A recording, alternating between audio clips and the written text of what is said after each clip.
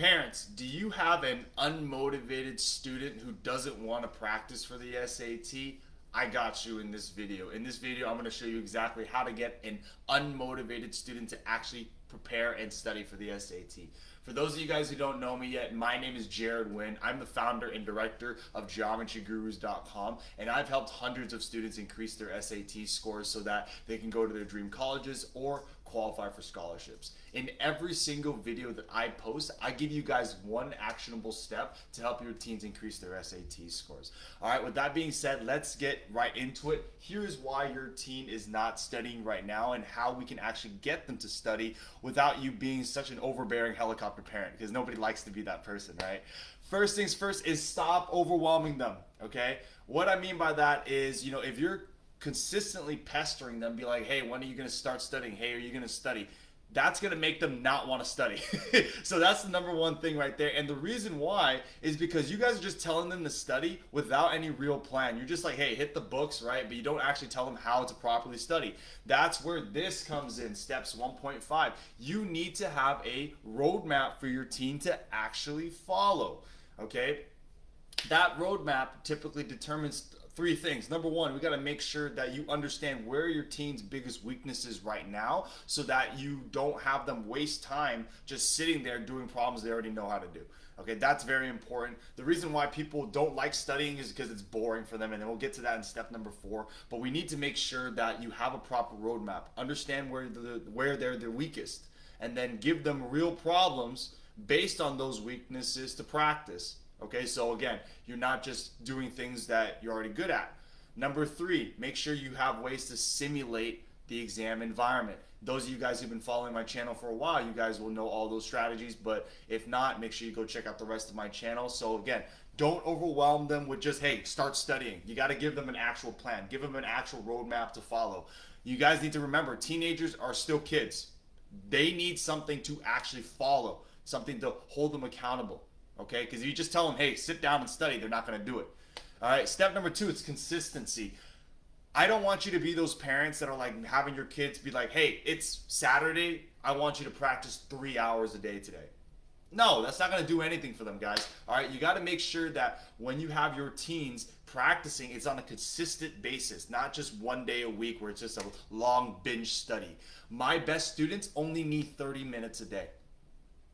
30 minutes a day, 5 days a week. That's a nice consistent practice range so it doesn't overwhelm them. It keeps them fresh, but they consistently work on their weaknesses. That's why this roadmap is so important, because in order for the consistency to come, the 30 minutes, those 30 minutes need to actually replicate their current weaknesses. And if you don't have that roadmap, then then that's where you're going to run into some problems, okay? So consistent practice over a span of 30 minutes, 5 days a week is really all you need. But again, you need that roadmap to understand your weaknesses. Okay, that's number 2. Number 3, time blocking. This is my favorite thing to use even to this day. Okay, I have my students do it. I have myself do it as well.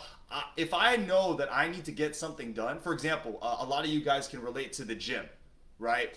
For the gym, I know I hate going to the gym. I don't know anyone who actually enjoys going to the gym, but I know I have to make time for it. So what I do is I just block out an hour of my day, or in your case 30 minutes to an hour a day for your teens, an hour of my day where I know that it's realistic for me to go every single day at that time. For me, it's at 2:00 p.m. Pacific Standard Time. Okay, that just works for my schedule. For your teen, it can be different, but as long as you have that consistent time block, you're gonna be okay. So then that way they're just like, up 4 o'clock, I'm gonna sit down and I'm gonna do my work for 30 minutes to an hour. That's all you need, guys. You don't need, it's nothing fancy. All right, but at least this way you know, hey, I know I'm going to work at 2 o'clock, or I know I'm going to work at 4 o'clock. I'm going to put my phone away so I'm not getting distracted, and I just do nothing but SAT work right then and there. Okay, this is great when you have students who are in extracurriculars. If you have students who are doing multiple AP classes, this is really good for that. Okay, next thing is it's got to be engaging for them. Okay, so again, that's why those things like Khan Academy, those things like test prep booklets, those things like, generic resources aren't great for self-studying because it's not engaging for them. You can't interact with the book. You can't interact with the video. Okay, everything you need to do needs to be engaging. So what that means is, for engaging, this kind of goes into the roadmap as well. You cannot be working on things you're too good at already, because that's boring. And if you work on things that you're already good at, then it's gonna bore you to death. You're not gonna want to do it.